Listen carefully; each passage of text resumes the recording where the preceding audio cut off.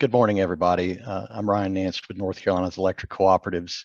As Liz mentioned, serve on the board and chair the Professional Development Committee.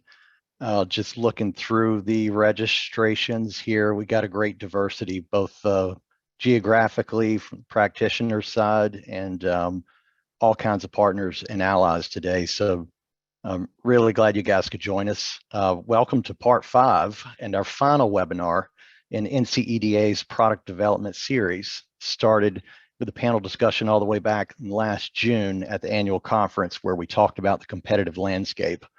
We followed up with webinars in August, November, and February about building local support, site identification, and due diligence and technical issues.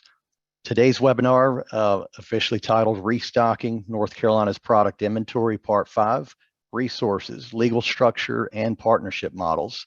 So focus on how practitioners can identify and secure financial resources and determine the best approach to structuring site development deals. We'll be hearing from experts on some of the challenges and considerations for practitioners and even partners out there. It's also important to mention here that NCEDA continues to advocate for expanded product development funding as its top legislative priority, and recently conducted a third-party gap analysis to further validate the need for these resources. Before starting the program, I'd like to acknowledge the annual sponsors. We always do this. Logos you should see on the screen right now. And you guys know these companies and organizations support every component of NCEDA's mission and our growing body of programs. We thank all these sponsors for their generous support, multi-part series that benefit our membership, just like this one, a big result from their support. So I'd like to introduce David Spratley here, who will be moderating the panel today. David is the current Director of Economic Development at Maynard Nexsen. He brings years of experience and perspective, having worked in leadership roles at North Carolina Department of Commerce, EDP&C, and his most recent project with the consultant team hired for North Carolina's Megasite Initiative. David has been both architect and steward of our state's most important incentive programs and has had his fingerprints on about more business recruitment projects than anybody I can think of. So many of you know David, and if I try to say too much more about his accomplishments, he's going to cut me off and demand that we move on with the show. So without further delay, let's bring in Mr. David Spratley. Well, thanks, Ryan. I guess thanks are in order there. And thank you to both you and Liz for inviting me to participate today. I am happy to support NCEDA as today's moderator in what I believe is a very important topic. In a moment, I'll introduce our presenters, but first I'd like to offer a few thoughts to get us started. If you've had the misfortune to hear me talk over the last several years, I'm sure you've heard me scream from the rooftops that our state's biggest business recruitment challenge is a lack of product. Product availability is a significant and continuing challenge facing our ED community in North Carolina. It's a multifaceted issue with many challenges to consider as communities strive for site readiness. This series of webinars has examined many of the topics that cause stumbling blocks and has touted many of the resources available to guide practitioners. And while the local and state economic development offices are doing a lot of the legwork to identify the new sites, there are numerous allies that are supporting their efforts. NCEDA led an effort to develop a resource matrix to identify and explain the resources and roles of some of those allies. That matrix will be posted to the NCEDA website soon, and Liz will include a link in the webinar follow-up email.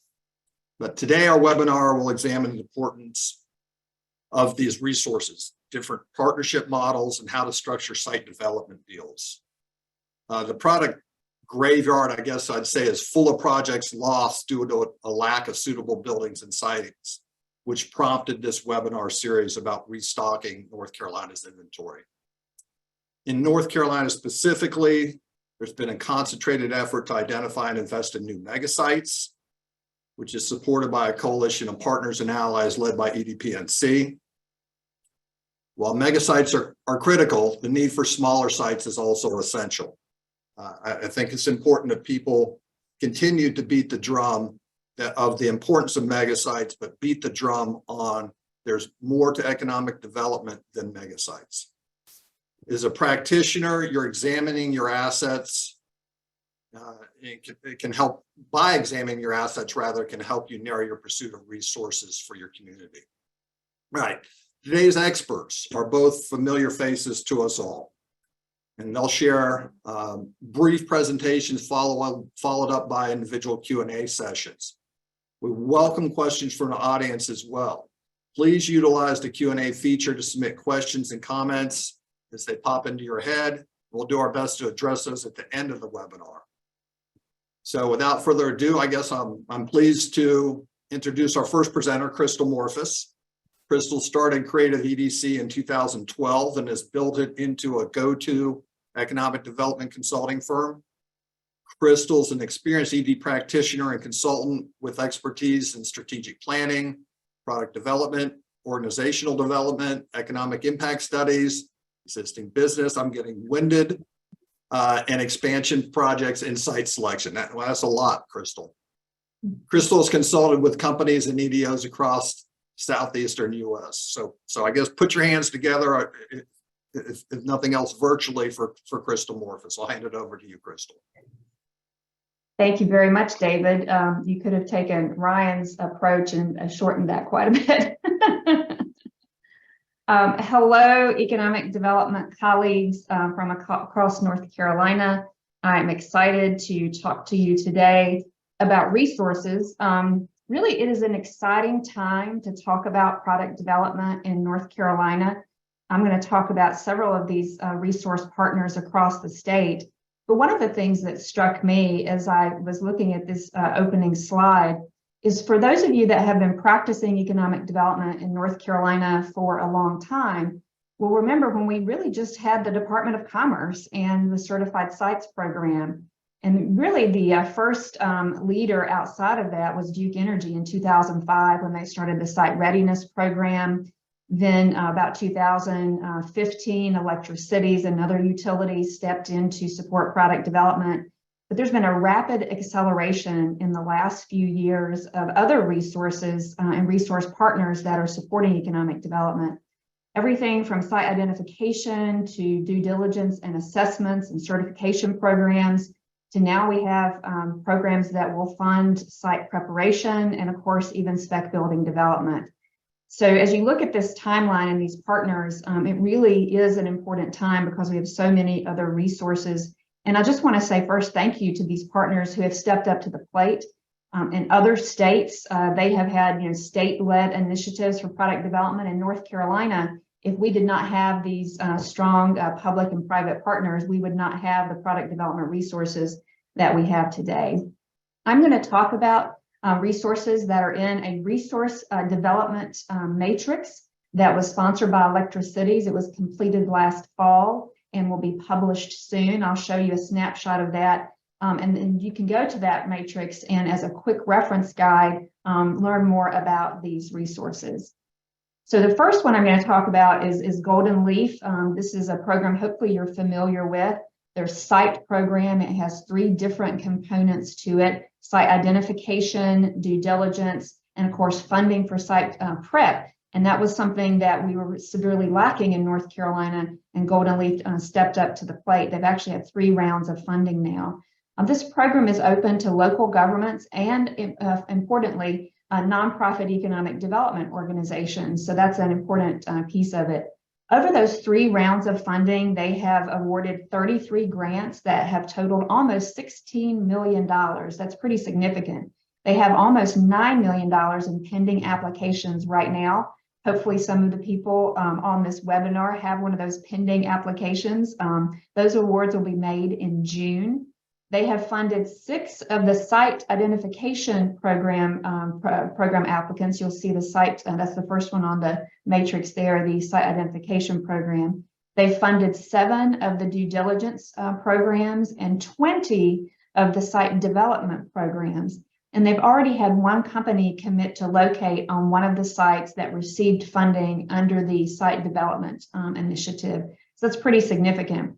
These awards have been spread across the state, with 21 of them in Tier 1 counties, 11 in Tier 2, and 1 in Tier 3. So if you're in a Tier 3 county, make sure that you don't discount this program, because they have made an award in the Tier 3 community, even though they do prioritize, of course, rural tobacco dependent and distressed communities. So if some of you on this webinar may remember, really when Certified Sites was launched, Certified Sites is a program of the Department of Commerce in partnership with EDP&C. It is a program, of course, to certify a site as ready. Many of you may have had sites that have gone through certification or recertification. A couple of important updates to this program. It has now its first full-time director after being in place, I think, more than 20 years. They finally have a first full-time director. That's Will Best, and I think Will is registered and may be on this webinar today. They have made some improvements in how the certified sites are displayed in the EDP&C database, so they've enhanced the marketing. And recently, this most recent site certified is the West Burnsville Industrial Park in Yancey County. So there are sites that have recently been certified and some that are in process now. Also with the Department of Commerce is the Utility Account Program. This is one that I think sometimes economic developers just overlook, or maybe they don't know as much about. This is a program that will fund things like road access and water and sewer to publicly owned or controlled sites. So some recent projects here, like in Craven County, a road was extended to their aerospace development. In Randolph County, water and sewer has been extended to a park in Randleman, for example. And I want to point out that Susan Fleetwood told me there are still funds available. That's important. Still funds available if any of you have an infrastructure need on a publicly owned or controlled site. So I wanted to point out now some of the utility programs, and I did say Duke Energy really was stepped out in 2005 with the Site Readiness Program, and that program over a number of years has evaluated almost 150 sites. It is a way to evaluate a site and provide some feedback on improvements to those sites. And over the course of the, since 2005 timeframe, Duke Energy said that there's about 57 to 60 projects that have located on their sites that have been through the Site Readiness Program. And that's represented about $15 billion of investment and 23,000 jobs. So in terms of the outcomes from the Site Readiness Program, they're very significant all across the state of North Carolina.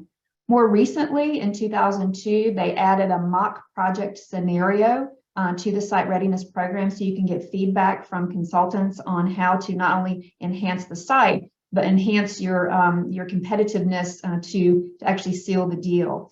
And in addition to just site information, consultant evaluations, they've also invested in engineering, geotechnical, and environmental assessments as well. Moving on to another important utility program, Electricities has two programs. Smart Sites is a site certification program, and Site Assist is a site identification program. Since its creation in 2015, Electricities has certified 26 sites, and there have been 11 communities that have been through the Site Assist program to identify sites. They've also had success recently with companies locating on smart sites in Morganton and Wilson and Lexington. So like with the Duke Energy program, it would be Duke Energy served property with Electricities. It would be Electricities municipal served power. Just like Duke Energy is a good partner with their communities, so is Electricities in site development. And I'm not going to overlook the North Carolina Electric Cooperatives and their programs, which was launched in 2021. And they have the Cooperative Sites Ready program, which is really like a site certification and due diligence and site planning program that is very similar to like the Smart Sites program and has some overlap in the program of work with the Site Readiness program at Duke Energy. And since electric cooperatives launched this program just a couple of years ago, they evaluated almost 120 sites really across the state in 47 counties. Those sites went through an evaluation process. 35 of them moved on for further evaluation. They took the top 10 sites and they developed some technical reports for them. And then 5 sites have advanced in some additional readiness assessments and investment, and they've produced some marketing videos. And I don't want to overlook the Electric Cooperative's zero interest loan for product development. Many of you on this webinar may have used or tried to use the zero interest loan money that can be for site development and also spec buildings. And that's really been one of the main tools that has been used in this state to develop spec buildings. So moving on from utility programs to another new program that's been really exciting to see what it's doing across the state, and that's with North Carolina Railroad. Their Build Ready Sites program. It invests in sites, buildings, and infrastructure, of course, to rail-served sites. And Joe Stallings told me that last year they invested almost $4 million in site preparation. And if you are ready to apply for it, the application process opens in July for new submissions. So if you have a rail site or you think you have a good rail site, make sure you contact North Carolina Railroad. This has been a real important program. This program is also partnered like with Electricities with some of their sites that they're developing. And there's a real effort between all of these agencies, Golden Leaf, Utilities, and Railroad, to make sure these programs are leveraged. The product development matrix that was developed for NCEDA, on the back side of that sheet is a pathways, a set of steps. So it's real easy to follow. If you need to identify sites, here are the programs that have site identification components. If you want to assess or certify sites, here are the other programs that you can reach out to. So this is a good pathways document, especially if you're wondering, where do I start with all these programs, or who could help me with my product development need? So I've mentioned the matrix. This is what it looks like. It'll be on the NCEDA website soon. So page 1, it's a real clear, succinct summary of each one of the programs I've mentioned, and on the back is that pathways document. So I've mentioned things that are in place now. I do want to mention some potential funding for product development. These items are currently in the House budget. It's unclear about Senate support for it, but the House budget, there's right now in the House budget $10 million allocated to Golden Leaf for a pilot shell building program. There are 3 counties listed right now. If you saw an earlier version, Cabarrus was listed instead of Columbus, and Paige Castrodale was probably getting real excited about that until somebody realized there was a typo, and so Cabarrus was taken out and Columbus was put in. But it's a pilot program. Again, this is just in the House budget. We don't know how much, if any of this will advance. The mega site fund was expanded to include 7 sites. It's my understanding that the sites, I think, have been identified but not made known because they're doing some additional work maybe to control and assess them. So that's making some progress. And then outside of the mega site fund, there's been an effort to try to find, to support funding for smaller sites. Right now, there's $50 million in the House budget for the North Carolina Select Site Fund. This would be for sites that are smaller than 1,000 acres, so not mega sites, but it says the ability to attract 1,000 jobs, which is still pretty large. So NCEDA's response and call to action would be the first bullet there is a fund that would allow all 100 counties to make application. Right now, especially with the pilot shell building program, the way it's written, there would just be for 3 counties for that pilot, but some funding that would allow all counties to participate. A program that does not have any speculative job threshold, that 1,000 job, even on what would be considered smaller sites, is still pretty large. That would really probably kick out like, a 30-acre site or a 50-acre site probably. Programs that would allow for smaller sites, that's kind of related to the changing of the job threshold. And then some revolving payback to ensure that these programs are ongoing. So with that, I'll be glad to wrap up. I look forward to some Q&A from the group. Thanks, Crystal. I do have a couple of follow-up questions, though, for you before we move on to Ernie. Crystal, when you take a look at the comprehensive resources that you outlined, what barriers or challenges do you see for practitioners?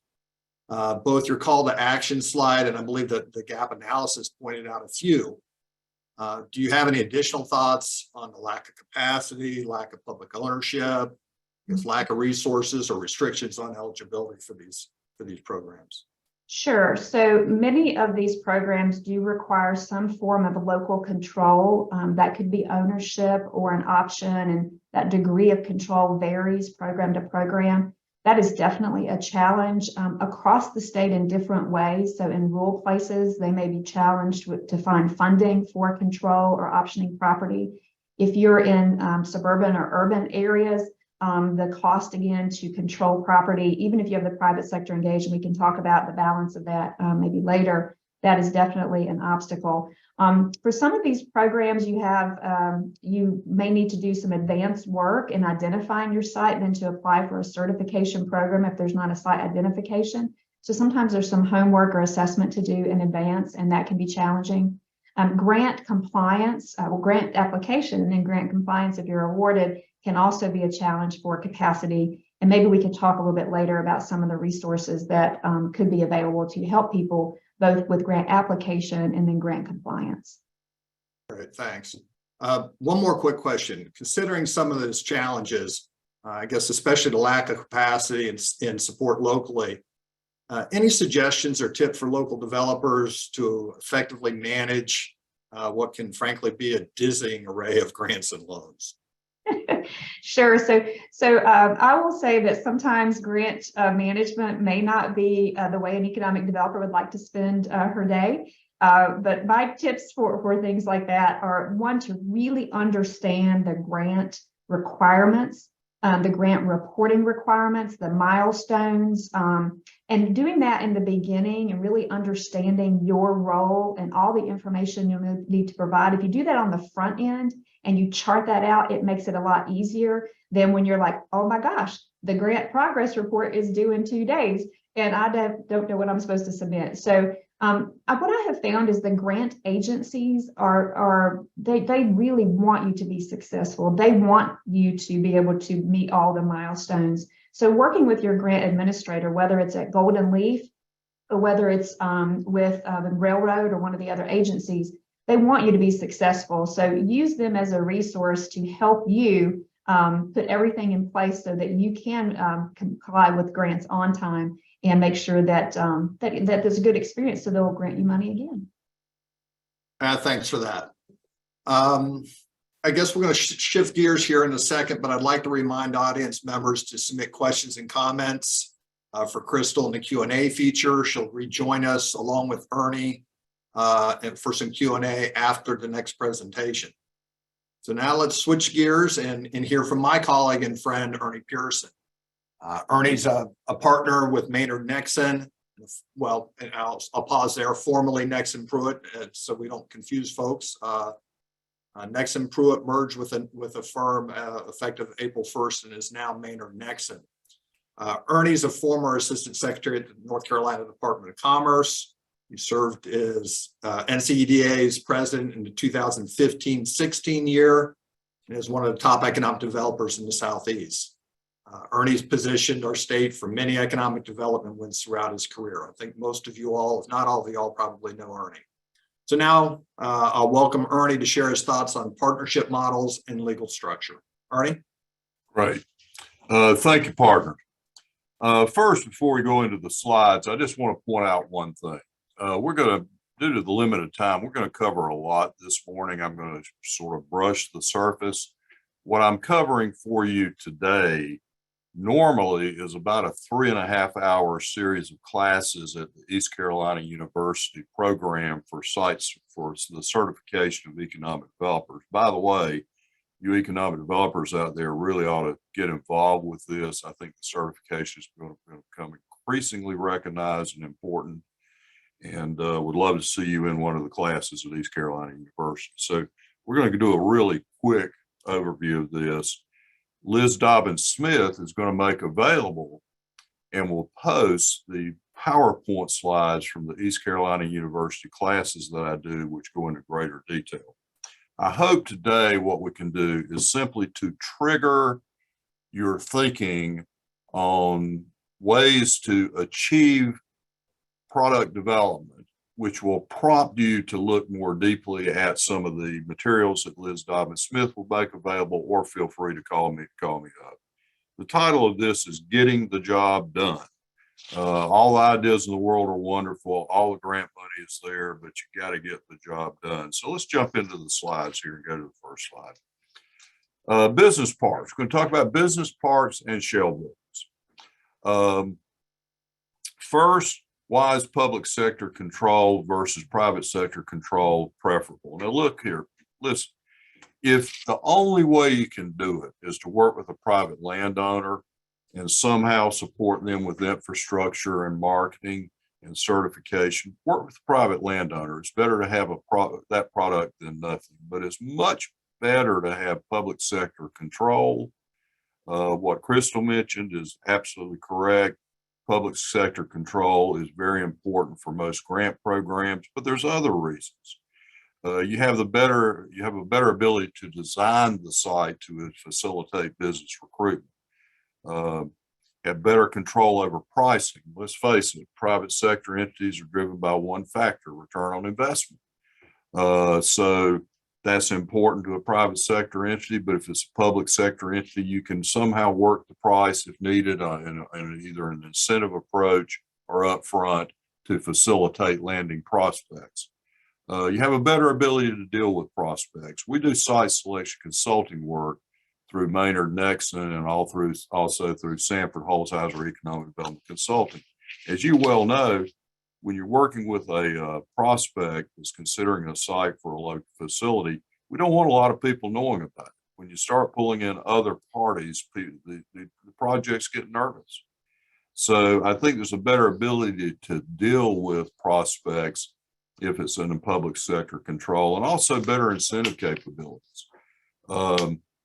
Tell you, free land, reduced cost land is a big deal for recruiting industry, and you can't do that if it's in private sector control. They're not going to reduce the cost of land and undercut their return on investment.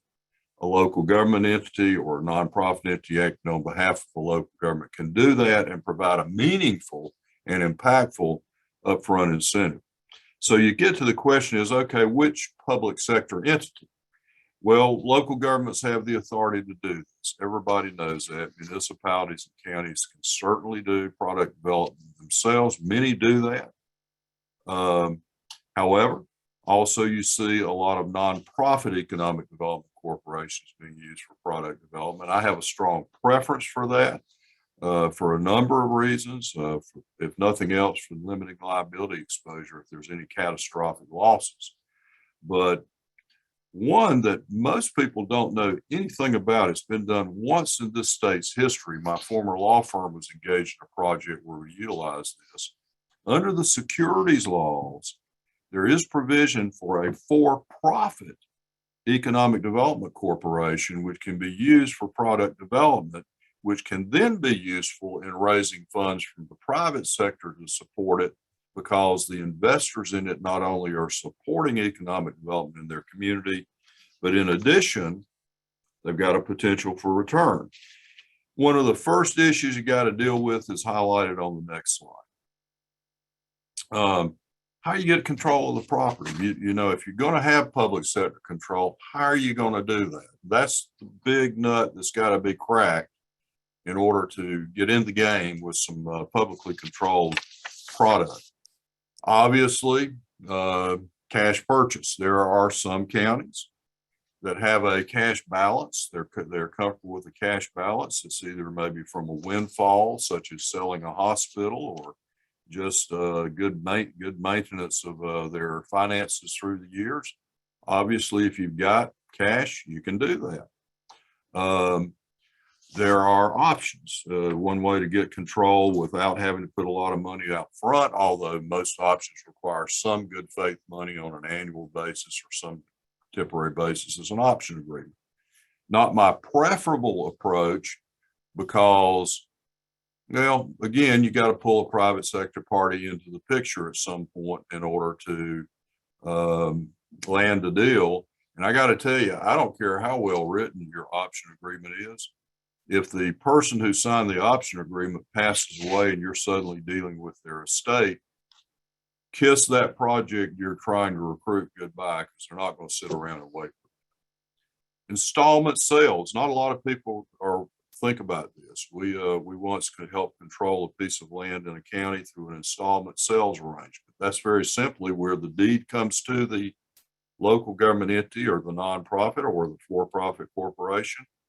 That entity then pays for the land over time. There might be an upfront piece of cash involved, and then either on a quarterly, semi-annual, or annual basis, payments are made on an installment purchase. spreads the cost out, makes it possible for some local governments to fund it out of cash flow. Good way to do it. Now, the one I really want to draw your attention to today, and I can just give you the quick highlights to this, is something I created some years ago that's a terrific way to control property: equity participation. This is a deal whereby you approach the landowner. The first question you ask them is, would you like to make more for your land than it's now worth? Now, I think any landowner is going to say absolutely. The way that deal works is they convey the title to the local government or the nonprofit or for-profit entity. They're then paid on an acreage release basis, an amount per acre that's equal to the base price of the property as it sits before it's developed, plus a share of the equity that's created in the land through the development efforts of the local government or the nonprofit entity. In other words, you're increasing the value of their property. There's some other parts to that deal. If anybody wants to talk about it, give me a call. I'll be happy to talk to you. It is a great way to control land. There's other sources of funds. I'll go to the next slide. And there's other sources of funds that can be used. Again, cash balances. Another way you can do the funding for the acquisition of property is installment financing. I don't want to over lawyer you here, but if you want to talk to your county attorney about this, if you're a local economic developer, note that statutory citation. GS 160A-20 allows local governments to do installment financing with banks. This is not an unusual thing. In fact, during the period of the very low commercial lending rates, very few bonds were done. Most financing was through installment financing for vehicles, buildings, infrastructure. It's a very routine type of financing. It can be used for acquiring property for business parks. Another one that most local economic developers don't know about because it's seldomly used are general obligation bonds. That's the statutory site that states the uses for general obligation bonds. Now, if Marty Butler is on, she knows about this because in Richmond County, they did it. They passed a general obligation bond years ago that was used initially to fund land and buildings in Richmond County when they first got Highway 74 cutting through. The reason it's not used a lot, it requires a public referendum, and it's a little harder to sell the idea of taking on bond and debt financing to the public for something such as economic development, as opposed to say parks and schools, et cetera. Grant sources, Crystal's covered that very well. There's a plethora of grant sources available. And don't forget multi-jurisdictional industrial parks. If you're in a rural area and you've got another county nearby, think about a multi-jurisdictional industrial park. We've done this in many locations, something I created years ago under existing statutory authority, and it's a good way to stretch the dollars. So what do you do if you get the land? We'll talk about this quickly on the next slide. Very important that it be shovel ready. I'm not a big believer that it's got to be certified. Certified sites is a great marketing tool. When we're representing a company looking for a site, we just want to know that all the work's been done to show that it's shovel ready. We've helped a $1 billion project located in another state. That site wasn't certified, but when we asked them for the documentation, they had everything covered. There was no question, no issue with that site. I would urge that if you get control of a site, do limited internal development of the site. Now, there's one county in the state I know that's the private owners. They got the land, they cut the road all the way through it, they put the water and sewer through it. That's not necessary, and right, frankly, it's not advisable. For you save money if you don't try to develop the whole site. You want to stub out the infrastructure to it, maybe stub a road out into it, and it's not advisable. You don't know what footprint a project's going to need. You may get a large footprint project and have to tear up roads and tear up infrastructure. Of course, when you look at the development of a site, grant funds are proliferating now. That's good, and more money's coming down the pike, I'm convinced, from the General Assembly. Don't forget direct legislative appropriations. I had an industrial recruitment project we took recently to Anson County. They got a direct appropriation for a shell building in Anson County. It's going to be a beautiful building. It's a great location. They're very fortunate to get that. I don't know how much this will continue to happen into the future, but right now that money's available. One technique that's not used a lot, but you should remember, if you've got a site, the first prospect you land on the site, consider trying to place it farther back into the site. Then you can get grant funds that are driven by the number of jobs, such as CDBG and others, to extend infrastructure back to the site and open up property in front of it that's fully ready.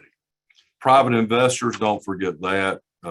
Most programs have some effort to raise private funds. At least if not, you should. That's enhanced by using a for-profit economic development corporation. And this is one that I would urge local governments to do, is let the nonprofit economic development entity or create a reserve in the county funds to retain any profits from the sale of property or product to roll into future product development. So let's talk briefly about shell buildings.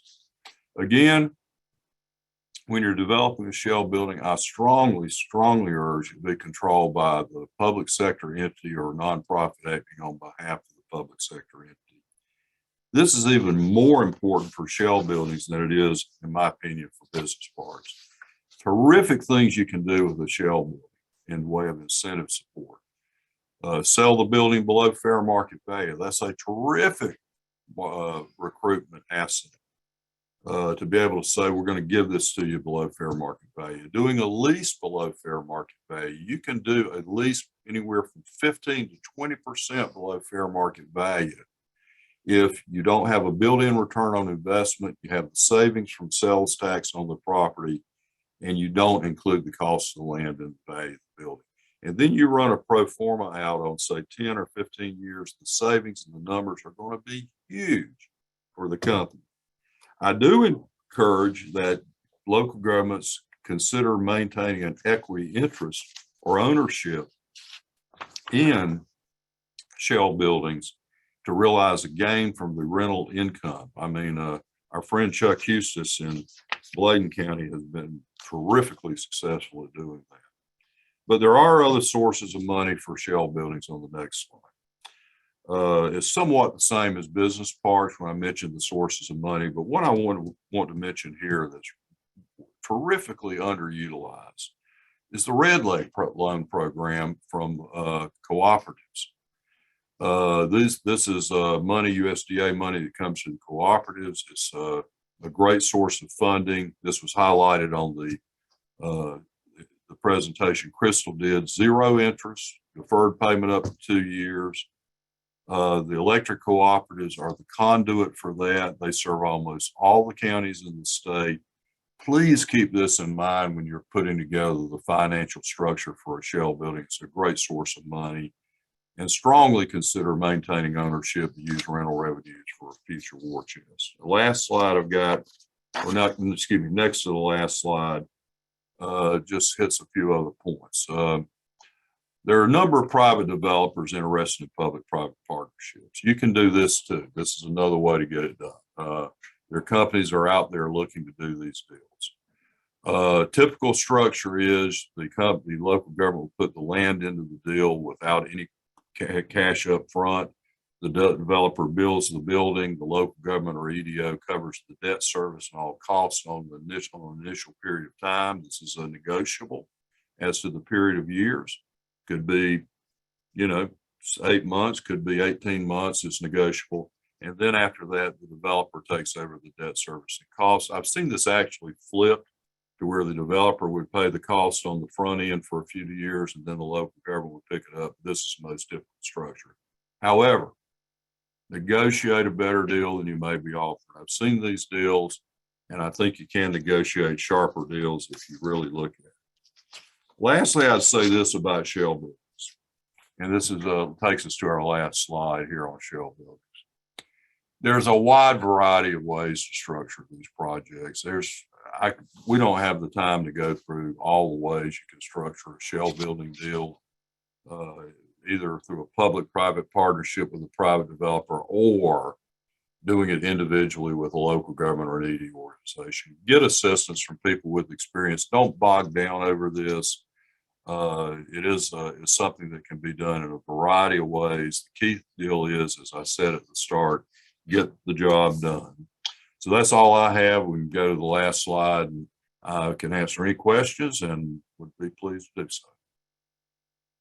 Thanks, Ernie. Very Yes, sir. useful, very Yes. useful information. Now I have a couple of follow-up questions Yes, sir. real quickly before you, and I'll bring Crystal back in as well, before we hand it back over to Ryan for the audience participation through the Q&A session. So let's start with you, Ernie. You just shared several options on the shell building development. All right. Frankly, this has to be one of the riskiest endeavors for a local developer. I will say that there are a lot of examples of very successful shell buildings and other examples of very unsuccessful shell buildings out there. Even in the gap analysis, comments were mixed on whether there should be direct assistance from the state for shell buildings. And as Crystal mentioned, in the current House budget, there's proposed funding for Golden Leaf, create a pilot program to help 3 communities develop shell buildings.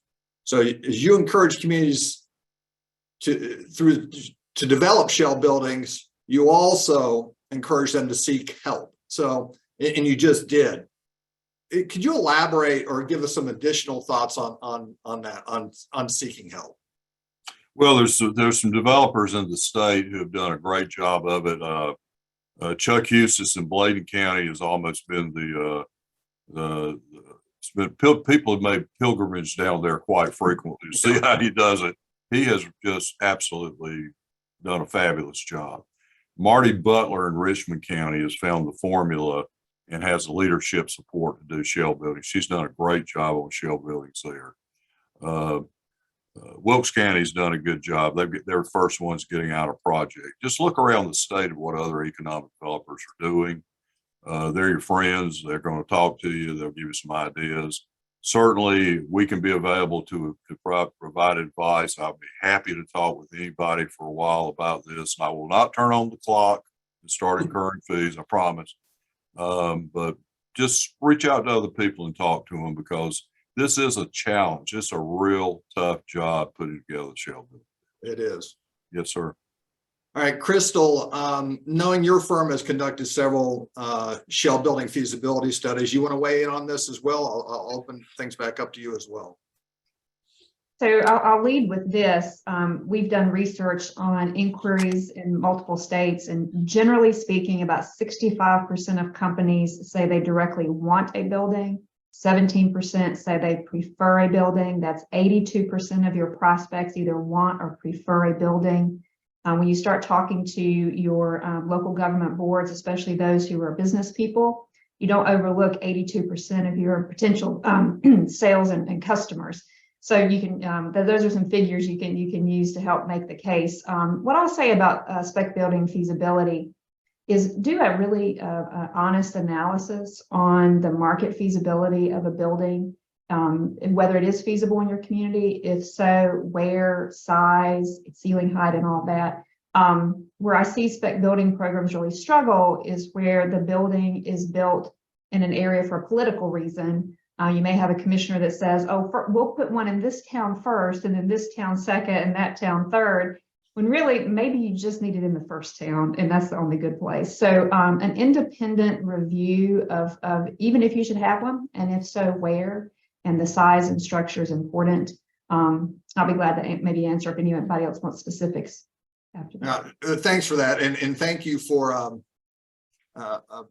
bringing up that important point of do an honest evaluation of your community, and to the extent possible, try and eliminate the political aspect for the location of your site. I over the years, I have talked endlessly about the failures when it comes to shell buildings, and almost always the root cause for its failure was political, and it's typically that you just put it in the wrong place for political reasons. So thanks for that. So I'll add one more example that is really one of the most creative spec building projects, and that's in Transylvania County, where they built a building for an existing business expansion, needed 30,000 square feet, but they built 50 and 20,000 was spec. So think of your spec space creatively. It doesn't have to be a single user. It could be, in that case, a building for an existing business expansion, but there was extra space added on that became spec space. And that makes it an easier sell to your local community because you're helping an existing business while you're getting spec space. Let me add one thing too, David. I think it's important from the political perspective. Adjust the expectation of your leadership on the front end. You actually don't want the shell to sell too quickly because it's a magnet to draw projects. Just like Crystal said, if 82% of the projects are looking for a shell building, they're drawn to your county because there's not a lot of buildings in this state right now.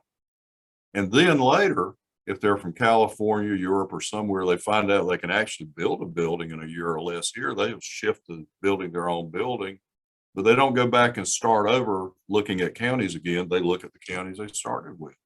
So years ago, I was talking to Larry Norman, if people remember him. He's been retired a number of years. He said his shell building, 50,000 square feet, had drawn 11 prospects in the last year, 2 of which decided to build their own buildings on sites in the county.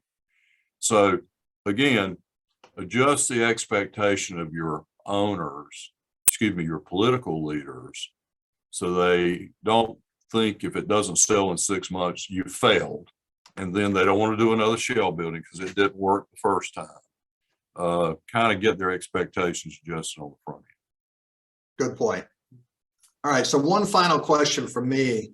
One of the recommendations from the gap analysis was to make available or provide experienced technical assistance teams to assist communities that have limited economic development resources. So I'd love to hear from both of you on your thoughts on and ideas on this topic. I guess I'll throw it out to either or both of you right now. Whoever wants to chime in first, it's all yours. So there currently is not a technical resource established team to help economic developers. There are a couple of things that are happening in the NCEDA Foundation that I think will provide some support. The foundation has as a goal to provide some toolkits, some how-to toolkits that I think will help with some basics, just things that like Ernie was talking about, some basics in structuring and programs. So I think that will be a good resource. Another resource is the foundation intends to have an internship program starting in 2024. So those economic development organizations that have limited capacity, maybe they know the grants they need to apply for, they know some funding they need to go after, but they just don't have the manpower. Hopefully that internship program will provide some capacity support. One of the concepts that I think might work well for NCEDA to support is at conferences to have ask the experts sessions. I think Ernie has done this before at other conferences where he makes himself available. Others could, David, myself, and others could be available for, let's say, an hour on an afternoon at a conference, and people can sign up for 10 or 15 minutes to ask an expert. That may be something the association could facilitate in terms of technical assistance and support. No, I appreciate that. And I guess I'll put NCEDA and specifically Liz on the spot a little bit here. I do think there is a place for at least a series of breakout sessions, either one time slot or whatever it would look like at an NCEDA conference where you could get into depth on some of these real specific topics where the entire membership doesn't have to sit through everything single one. So I think this would be a great opportunity for a breakout session on a topic like this and others. So anyway, that's I would add just one thing, David, and without getting into specifics, it's not yet ripe, but there will be an entity out soon that will be able to provide that type of service. And so it is needed. A relative of mine, the good old country boy, says, "Get her done." And if you call him up and say, "How's it going? Did you get it done?" He said, "It's done did." We got to get from get her done to done did on shell buildings and business parks. All right, well, that'll wrap it up for me. So thank you both. I'll hand the reins back to Ryan now for the Q&A session. So Ryan, it's all yours.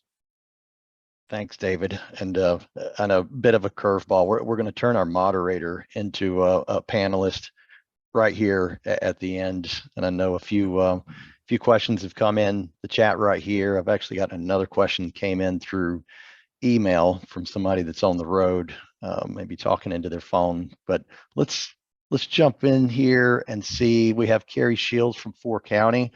This circles back to really, I think that first question you started with Ernie, and Crystal chimed in on shell buildings and infrastructure monies seem to have large amounts in the House budget. Do we feel this type of funding will be recurring? How do we prepare to capitalize on this funding now? I'll share a little on that.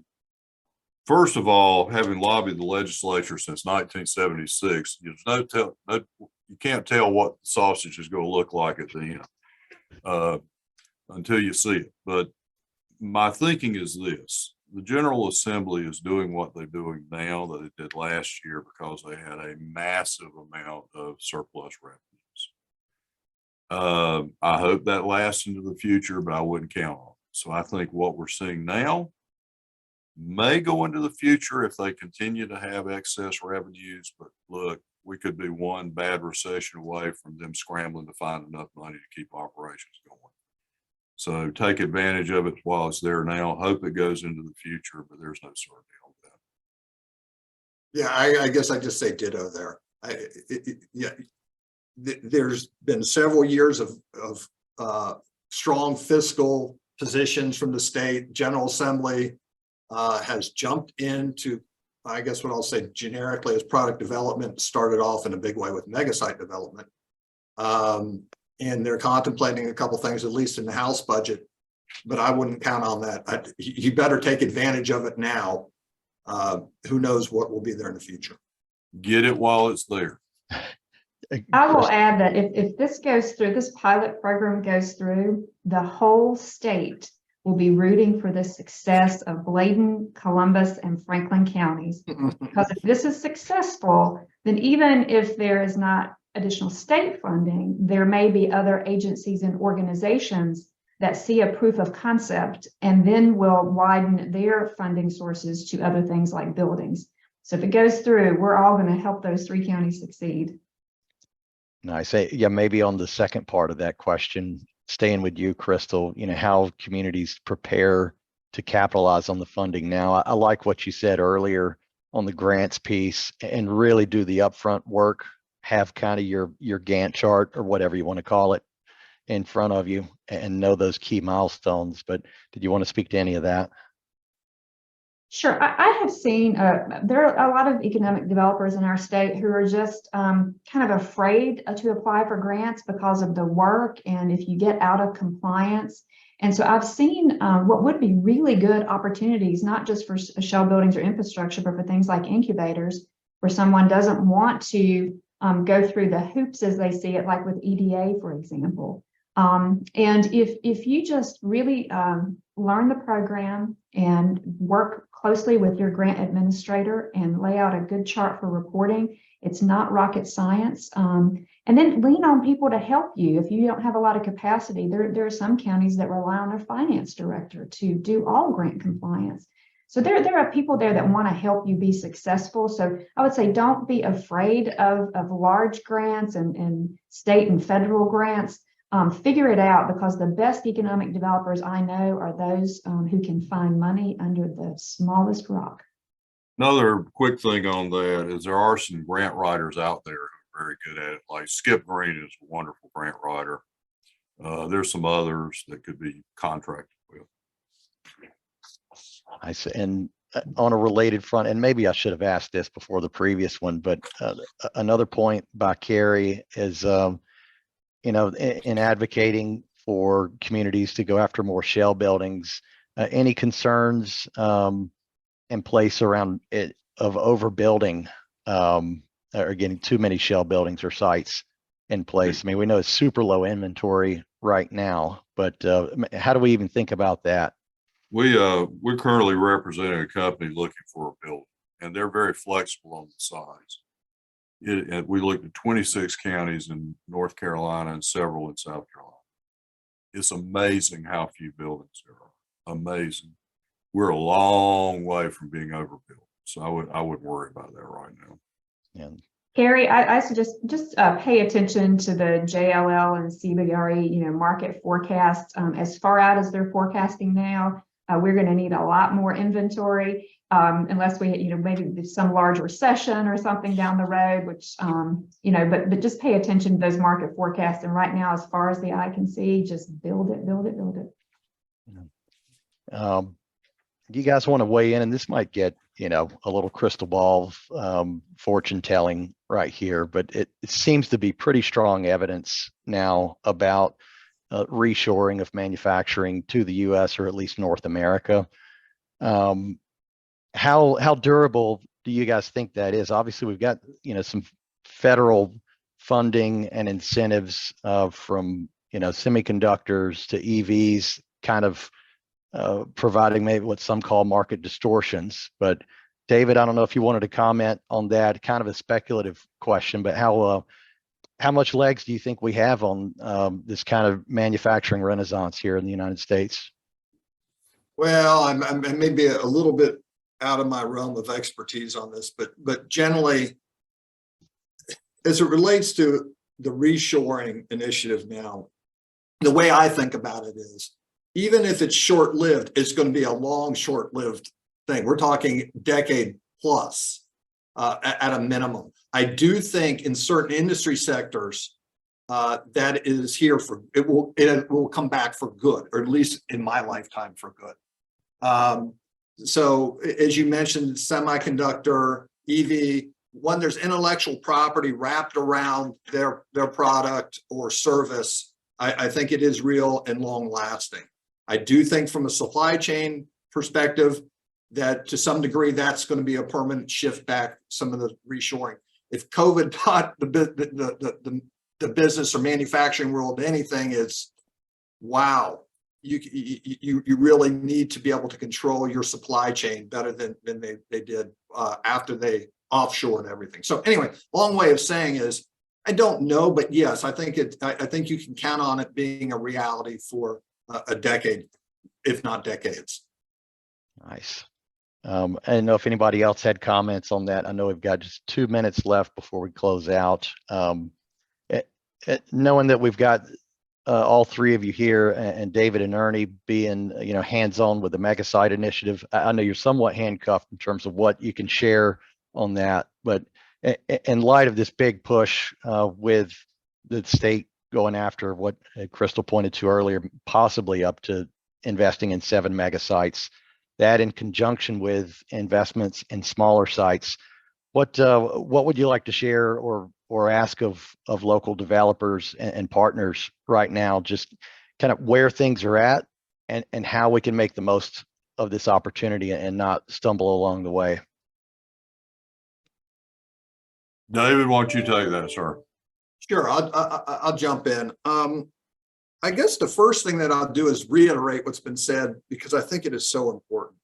And Crystal touched on this just a second ago, but don't not do something because you don't feel that you have the expertise, knowledge, time to do it. There are a lot of people out there who would be more than happy to help you. So I guess my first thing to say is ask people for help. Truly, there are a lot of economic developers out there who don't do a lot of product development, don't necessarily do a lot of grant work. And but there are a number of those that do have that expertise. So if it's a call to a program administrator at EDA or Commerce or some other funding agency, if it's a call to your neighboring economic developer or someone across the state, if you're worried about competition, is reach out. People will help you. And it's, as Crystal said, it's not that difficult. It's not rocket science. It really isn't. The other thing is I've heard a lot of people have asked me about when they're applying for funding for some of these things is what should we write in it? And the short answer is in the grant is, doesn't really matter how flowery you are. You just have to follow the instructions and give them the information they ask for. So anyway, long story short is ask for help. People will be happy to give it to you. Okay. One thing Both public and private sector help. One thing I'll say to add to that is if you do apply for a grant and you don't receive it, you get great feedback that just makes you better going forward. The same thing with this mega site initiative. I don't believe there's been a mega site that the first time they submitted it for a project, they won the project.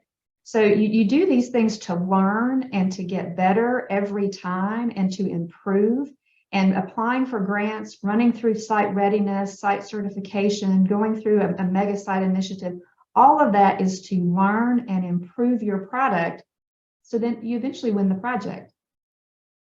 Yeah, great point, Crystal. Let's see, we've passed our 11 o'clock hour. It's like Jimmy Smith weighed in, encouraging folks, even if you're not in the southeastern part of the state where Jimmy's at, he's happy to help with Red Leg, certainly our team at the statewide cooperatives. A question from Mrs. Trammell. Yes, well, Liz is responding here, but the show notes, as well as PowerPoints and Ernie referenced ECU class materials will be provided in the follow-up email from Liz and the NCEDA team. But all in all, guys, thank you again, David, Crystal, Ernie, your time and thoughtful contributions on this discussion. Really good webinar as always. The hour seems to fly by. Hopefully participants out there found these helpful.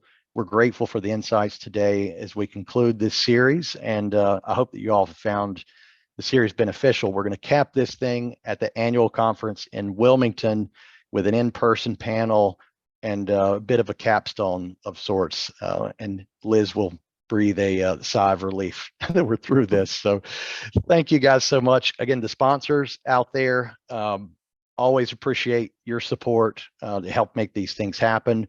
A couple of quick housekeeping things. So watch for upcoming emails on the Triad Area Networking Luncheon in High Point, May 24th.